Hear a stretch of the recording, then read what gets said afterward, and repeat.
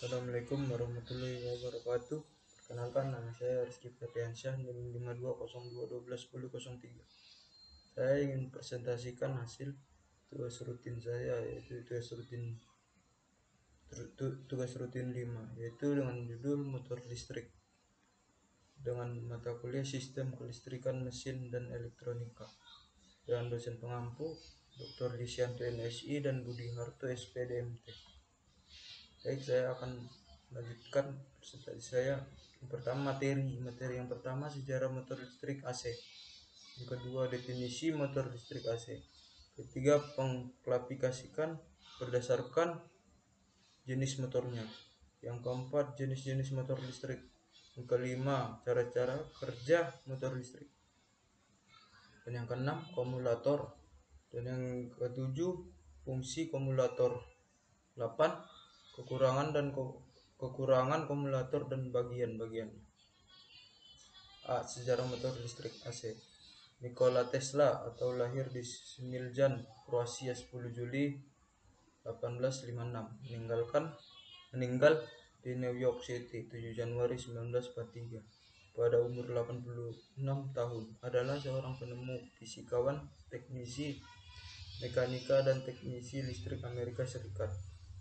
Paten Tesla dan kerja teorinya merupakan dasar dari daya listrik arus bolak-balik atau bahasa Inggris alternating current AC modern, termasuk distribusi daya polifas dan motor AC yang ia umumkan pada revolusi industri kedua setelah pendemonstrasi komunikasi tanpa kabel pada 1893 dan memenangkan perang arus. Tesla dianggap sebagai salah satu teknisi listrik AC terhebat. B. Definisi motor listrik AC. Motor listrik AC adalah sebuah motor listrik yang digerakkan oleh alternating current atau arus bolak-balik atau AC. Umumnya, motor AC terdiri dari dua komponen utama, yaitu stator dan rotor. Seperti yang telah dijelaskan sebelumnya pada motor DC, stator adalah bagian yang diam dan letaknya berada di luar. Selanjutnya C. Pengklasifikasikan berdasarkan jenis motornya. Motor induksi sangat banyak digunakan di dalam kehidupan sehari-hari, baik di industri maupun di rumah tangga.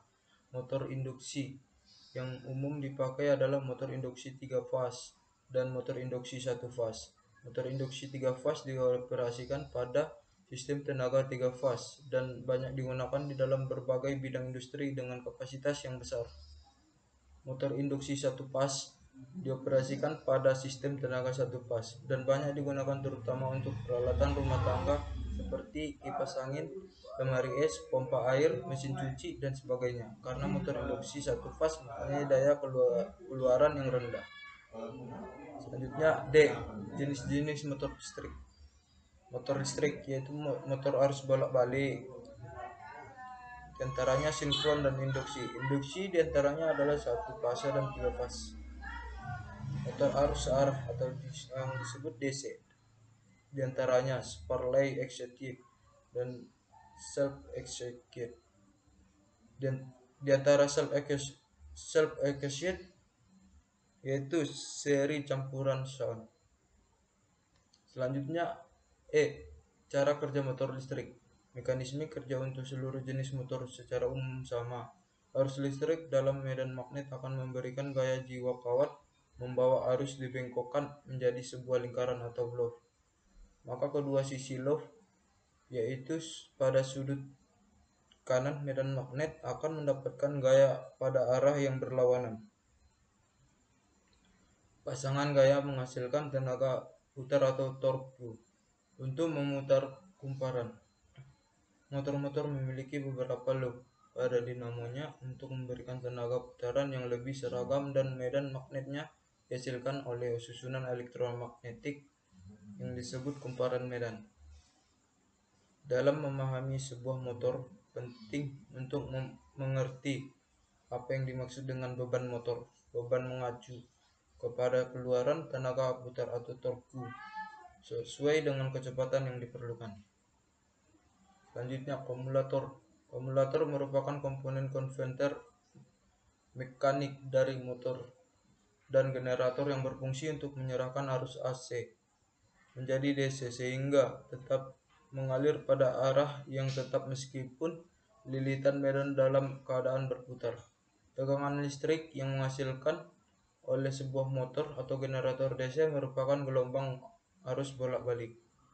Kemudian kumulator inilah yang akan mengubahnya menjadi arus searah. Proses penyerahan arus searah tersebut merupakan sebuah bentuk kerjasama antara komutator dan karbon brus. Komutator yang berfungsi dan bergesekan dengan karbon brus tersebut sering disebut dengan istilah komutasi. Selanjutnya fungsi komutator sebagai kontak geser antara karbon brus dengan jangka atau armatur yang berputar untuk memberi atau mengambil arus listrik ke mesin elektrik. Kedua, sebagai saklar pembalik atau reversing switch ketika ujung akhir armatur melewati karbon brus. Yang ketiga, menyalurkan tegangan dari dalam sirkuit armatur coil ke permukaan karbon brus. Selanjutnya kekurangan komutator dan bagiannya.